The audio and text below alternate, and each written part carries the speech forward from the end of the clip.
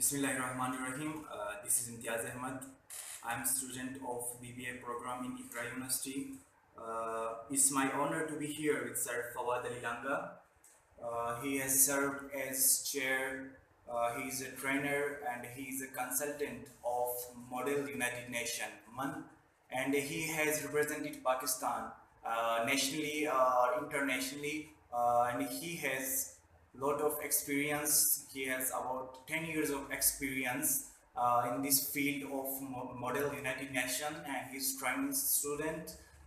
He has served for Pakistan in New York, Malaysia, and other countries too. He is also motivational for our youth, and he's motivating our youth in regarding developing their skills. Sir, thank you very much for your valuable time. Thank you very much, Mr. Mathman. Assalamu alaikum. First of all, it's an honor for me as well that you guys have just came across and taken an interview what I've been achieved so far. Thank you so much for that. Sir, so my question is, how has been your learning journey and experience so far? There are very ups and downs, and I guess every single person does have every ups and downs whenever you're talking about the career development and to achieve something. If I remember, from the second year side, or you can say just go back to the matriculation, right? I had an aim or vision to be the Judy pilot first of all, and then I applied. I went to the ISSB, but on the very first hour actually, I've been not recommended. I've been screened out just because of that. I had an accident just about 15 days before. So I was quite depressed that time, and of course because it was my vision. But anyhow, I did continue thanks to my parents, especially my dad, of course, always came across, keep supporting me. That doesn't matter, it's part of life. Do have some options in your life. That is something good learning for me at that time. That not particular focus on one tactics or one vision. We should have some options in our life. Like if you fall down, any of your vision, then you should have some options to pursue your career. After that, in intermediate, just get knowledge with the engineering, but not get proper marks in my engineering. I guess I had like 56%, so couldn't manage to get 65 or 60, which is like for the pre-engineering. But then after I've been hanged into the IT field, information technology. I did my graduation from PFK in BSc Telecommunication Networks.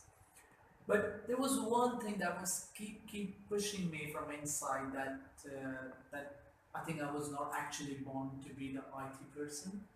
So on the very next year of my career, like BS Telecommunication, after having like 1 year, I just spent that average student, fine, not getting proper interest into IT field, unable to understand the programming on those. But I came across with Model United Nations field.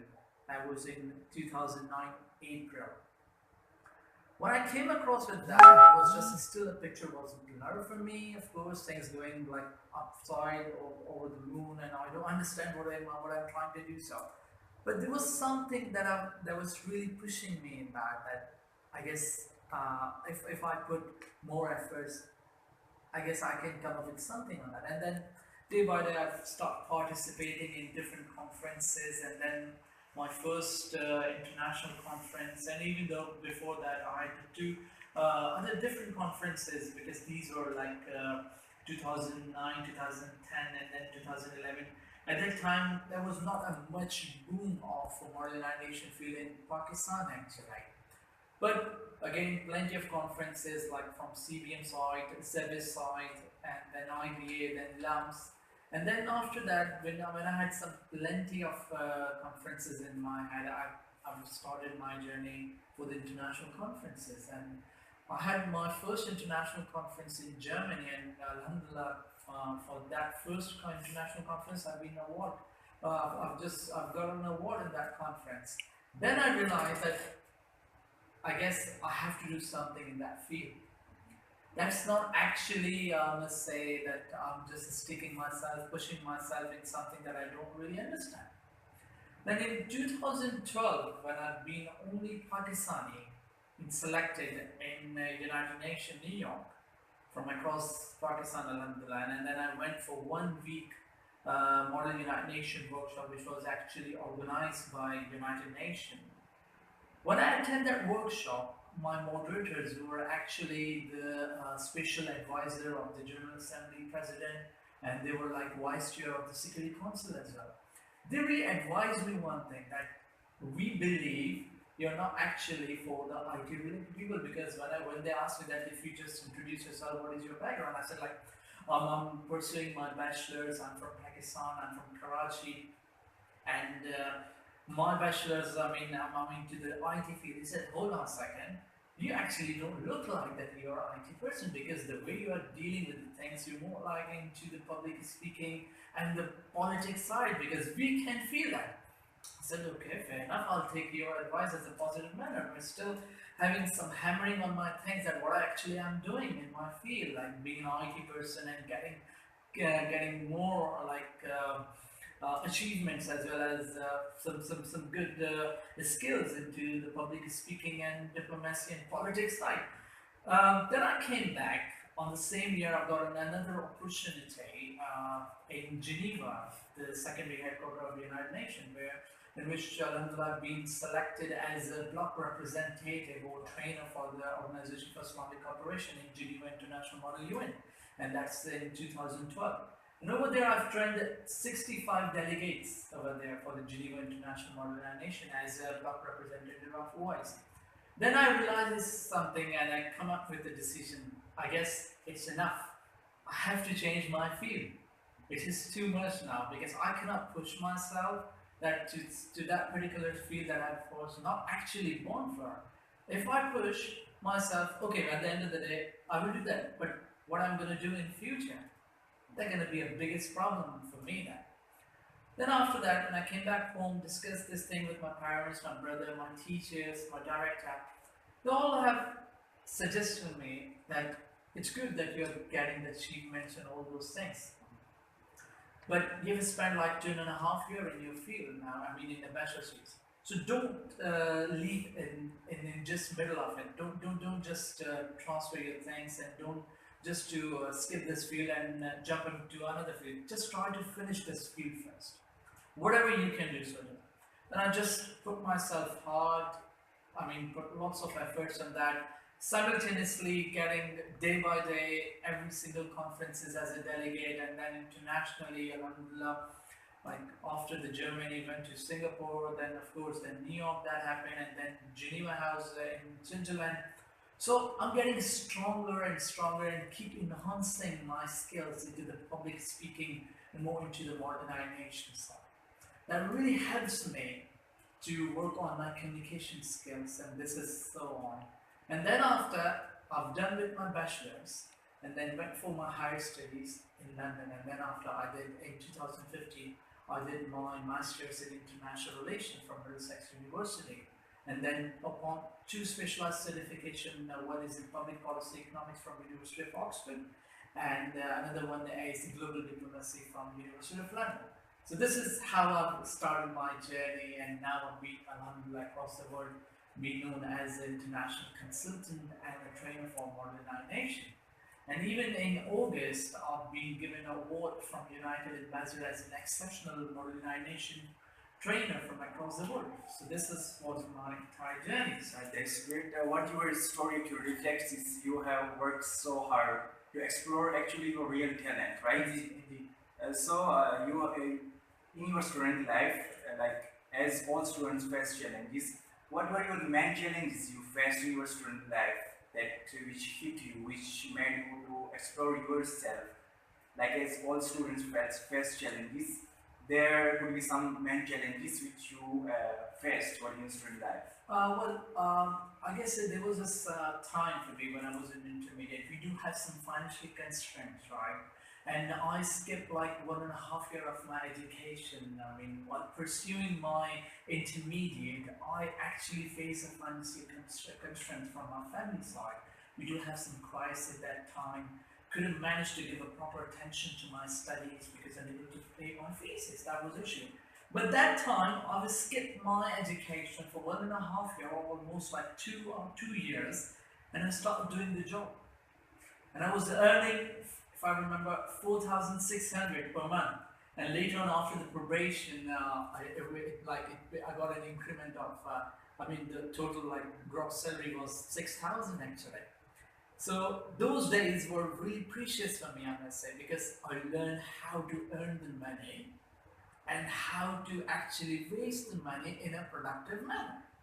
So that 1.5 year skipping of my education, fully supporting my family in a very, very chunk amount, but at least I was just trying to coping up with the situation. So that was the biggest challenge at that time for me, like 1.5 year or approx 2 years for me, that keep supporting myself, keep supporting my family, sacrifice the 2 years of my education career, but just trying to cope up with the situation and the crisis. And then after, alhamdulillah, things change, of course. Every single day is a different day, of course. So alhamdulillah, went across, and again, thanks to my parents, of course. They buck up me, that's fine, no problem. You have done your job, just go and pursue your education. And then after I've rejoined my education and then so on, I'm moving into that. There was a big issue, I must say, the biggest challenge for me. It was like, after, as I said, I had a major accident. I had an issue of my memory loss. I cannot even somehow remember things drastically, or like from my old age, my young age side. So I always believe on the concepts. I cannot like remember something, what we can say, मैं रट्टा नहीं लगा सकता. That is it. So always start work on my concepts. So coming to a point, sir, adding this your concept, like what are your major strengths that you or how you see it yourself that are your particular strengths which make you different from others, or what are the weaknesses you are feeling that these are some weaknesses which I must work at? With regards to the strength, I must say, like I'm a dedicated, hard worker, and the best thing I've found in myself is a confidence. I never get worried to speak with anyone, anytime. I don't mind to speak with them, doesn't matter who else he is at. If I have a right to speak, I think I'm supposed to, and that's one of my biggest strengths. I never mind to speak with someone. Respect, of course, that is my major thing. I always respect someone's idea, someone's opinion. But I've never thought that I feel like a bit bored or I feel a bit of a scaring to speak with someone. So that's I must say my biggest strength, and of course like hardworking and dedicated. And if I think like I can do that, so I can do that. That is what attitude which I've got now in myself, that I can do that. So if I think that yes, I can do that, so I can adopt that environment with the vision in my mind. Yes, I can do that. Yes, so that's something that I've learned from my life, and that's what I can say in my side. Yes, great, sir. What are the regrets in your life? Like there must be regrets in every. But I believe in one thing, like if you are taking any decision, right, think about it. Think about twice and twice, and in fact 10 times, doesn't matter. But just think about before taking any such decisions. But once you take the decision, don't regret it, because regression starts from that side. So if you think that this particular decision is good for you in the long term and the short term, taking the external and environment side for you, so like your external threats, your internal threats, your own possibilities, your family, your personal development, your immediate family, like your spouse, your children. So then take the decision. But once you take the decision, don't regret on that, I must say. So as far as my knowledge, I don't think so I am a regret to took any such decisions in my life. Maybe in future it does come, but till now, I don't think so I must have any kind of regret in my field. Okay, that's good. Sir, what would be your final message for our viewers? Whatever you're doing, do that. Do that from your heart. Because at the end of the day, you can bluff to your parents, you can bluff to your siblings, but you cannot, and even you can never bluff from your own self. So don't bluff yourself. If you think you're fine, you're satisfied with this field, go for it. Put your 100% in that. But at least show your dedication in that. That is something very much important for you. And for our youth, especially for my own nation, one of the biggest problems is that they cannot speak for their mind. Speak up. Raise your hand.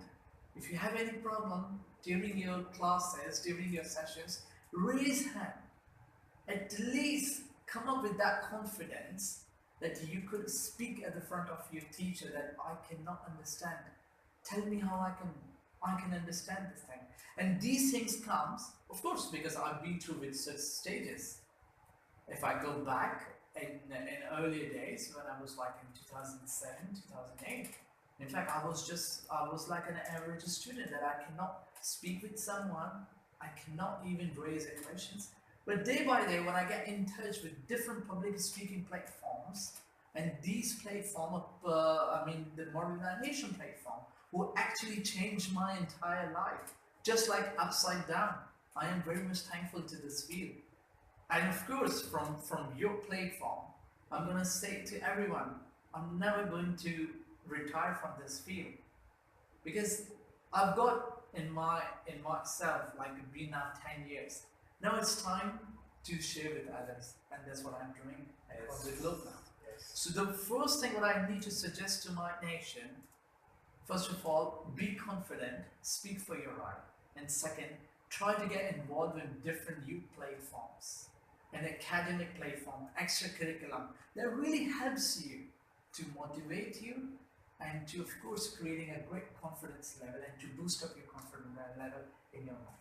Sir, thank you very much. It was such a wonderful talk. Thank you so much. It was an honor for me. It was really an honor for me to just give me an interview to you guys. Thank you so much. Thank you very much.